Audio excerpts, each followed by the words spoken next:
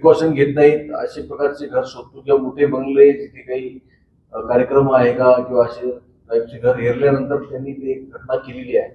आणि फार जास्त समाजात कुठे ऍक्टिव्ह राहत नाही हा, त्यामुळे सुद्धा त्याच्याबद्दल फार कमी लोकांना माहिती मिळते. तर याबद्दल आता आपण प्रिकॉशन आणखी घेत आहोत आणि पुढचे प्रिकॉशन्स लोकांनी सुद्धा सतर्क राहावे.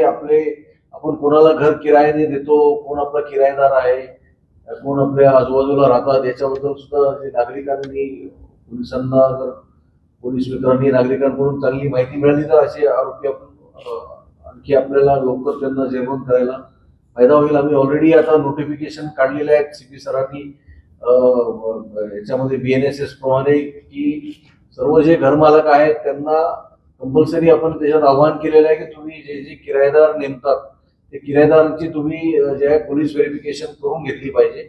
अदरवाईज जे किरायाने देतात किंवा असं काही घटना घडली तर संबंधितावर सुद्धा गुन्हा दाखल होऊ शकतो याचं उल्लंघन केल्यामुळे. आणि आम्ही याबद्दल आमचे सुद्धा जे अधिकारी आहेत त्यांचा सुद्धा जबाब विचारून त्यांचा सुद्धा खुलासा घेणार आहोत की तुम्ही पण या संदर्भात कारवाई काय केली काय नाही किरायेदाराच्या संदर्भात हे सुद्धा आम्ही करणार आहे. पण नागरिकांना आपल्या मार्फत आव्हान आहे की ते जे कोणी किरायेदार ठेवतात, बाहेरचे लोक येतात आणि असे शॉर्ट टर्म साठी येऊन जातात, याबद्दल सुद्धा माहिती पोलीस स्टेशनला दिली पाहिजे. ऑनलाईन माहिती दिली तरी चालते कारण आमचं पोर्टलमध्ये ऑनलाईन कॅरेक्टर व्हेरिफिकेशनचं उपलब्ध आहे. हे एवढं आव्हान आहे. त्यामुळे थँक्यू.